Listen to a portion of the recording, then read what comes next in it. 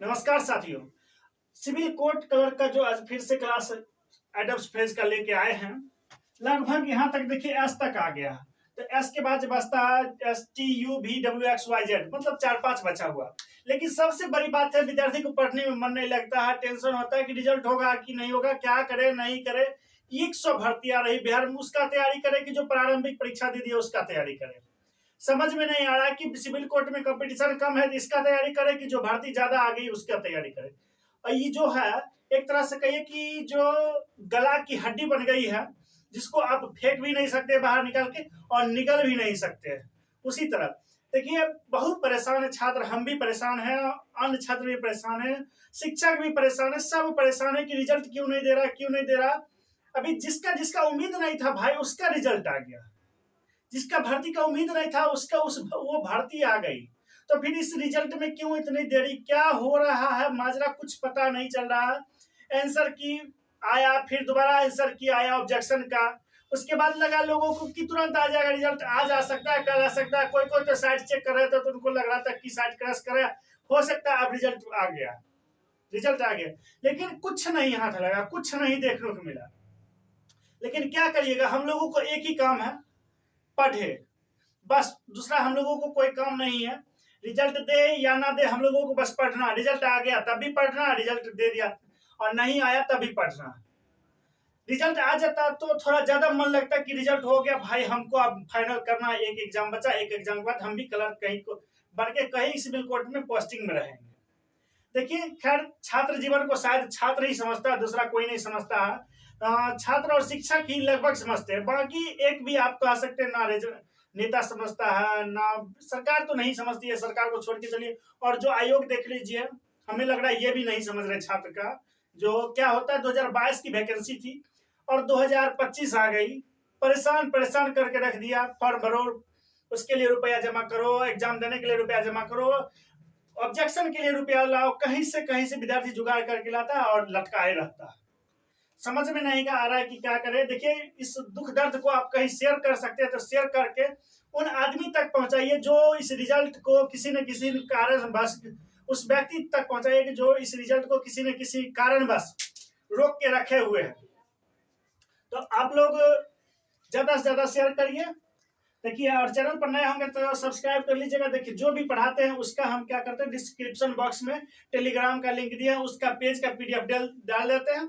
अभी सिर्फ आइटम्स पढ़ा रहे हैं, ठीक है, आइटम्स फ्रेज पढ़ा रहे हैं। उसके बाद इसका क्या होगा, सेंटेंस। तो सेंटेंस हमारे पास बोर्ड उतना बड़ा है नहीं, तो सेंटेंस हम लिख नहीं पाएंगे उतना बड़ा। तो आपको पीडीएफ दे देंगे तो सेंटेंस को ये लिखा रहेगा डायरेक्ट, वहां पर आप जाके सीधा सेंटेंस, ये भी लिखा रहेगा, ये हिंदी भी लिखा रहेगा, डायरेक्ट आप सेंटेंस पढ़ लीजिएगा, या इसको पढ़ के सीधा इंग्लिश में आप पढ़िएगा तो समझ में आ जाएगा। एक विद्यार्थी कह रहे थे कि जल्दी से हमको पीडीएफ दे दीजिए, तो हाँ भाई बहुत जल्दी हम आप लोगों को वो प्रोवाइड करा देंगे, बस तैयारी चल रही है। देखिए सेट वंज हर्ट ऑन, यानी आपको क्या होगा, बहुत चाहना, यानी to want very much, to want very much. उसके बाद है शोल्डर टू शोल्डर, यानी कंधे से कंधा मिला के, यानी पूर्ण सहयोग के साथ, यानी विथ यूनाइटेड एफर्ट, यानी विथ यूनाइटेड एफर्ट। उसके बाद देखिए साइन डाई, यानी अनिश्चित काल के लिए, साइन डाई अनिश्चित काल के लिए, यानी इनडेफिनेटली, इनडेफिनेटली। उसके बाद है sit on the fence, sit on the fence यानी किसी का पक्ष नहीं लेना, सिट ऑन द फेंस यानी किसी का पक्ष नहीं लेना, यानी धर्म संकट में पड़ जाना, ठीक है।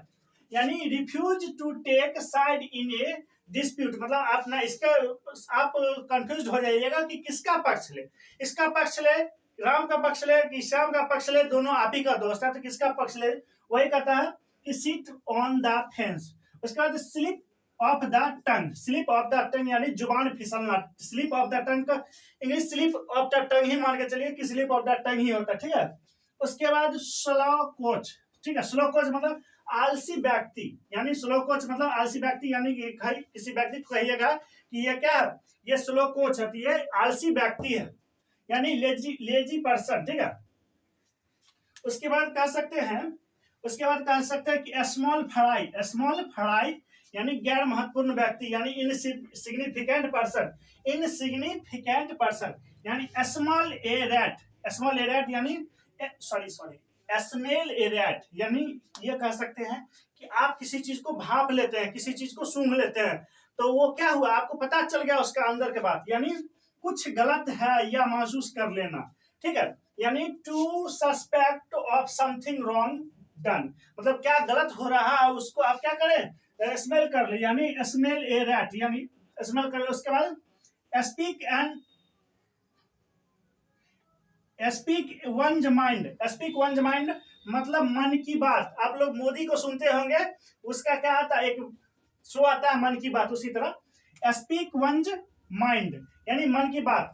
Speak what one really things, मतलब मन की बात में क्या होता है, उस व्यक्ति के दिमाग में क्या चल रहा है वो आपको क्या होगा, बताएगा, ठीक है, वही होता है मन की बात। उसके बाद स्पीक एंड स्पेन मतलब साफ सुथरा, स्पीक एंड स्पेन मतलब साफ सुथरा, यानी टीडी कह सकते हैं या नीट एंड क्लीन कह सकते हैं, टीडी कह सकते हैं, नीट एंड क्लीन या टीडी कह सकते हैं। उसके बाद है स्टील ए मार्च, यानी चुपके से लाभ कर लेना, यानी कोई कोई आपको देखे होंगे कि आपका मित्र ही है या अपना टोला समाज में, तो वो क्या करेगा, आपको जानने नहीं देगा और वो चुपके से अपना लाभ कर लेता था, आप उसको क्या कह सकते हैं, to obtain an advantage by secret means, ठीक है, सेक्रेट मीन्स।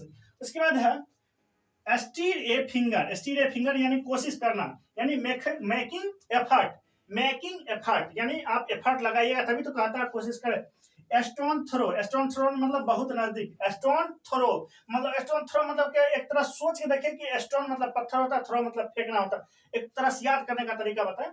स्टोन थ्रो मतलब क्या होता है, आप किसी चीज को ज्यादा दूर तक फेंक नहीं सकते, कोई भी व्यक्ति है तो ज्यादा दूर तक नहीं फेंक सकता, तो स्टोन थ्रो मतलब इसको वेरी नियर कह सकते हैं, ठीक है, ये याद करने का हम तरीका बताएं। उसके बाद स्ट्रीट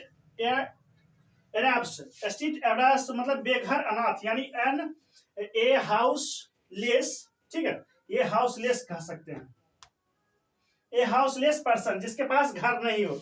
उसके बाद है सम एंड सिचुएशन मतलब आप क्या कह सकते हैं, सम एंड सिचुएशन एक समरी आता है, कहता है समरी मतलब संक्षेप, यानी उसी तरह इसको याद करिए कि सम एंड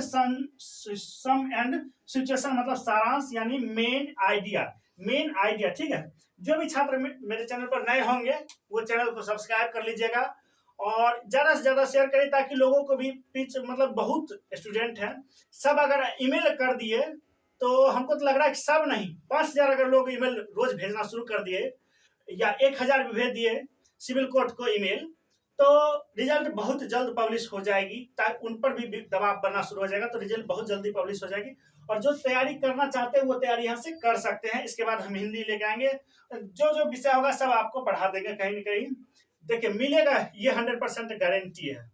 जय हिंद।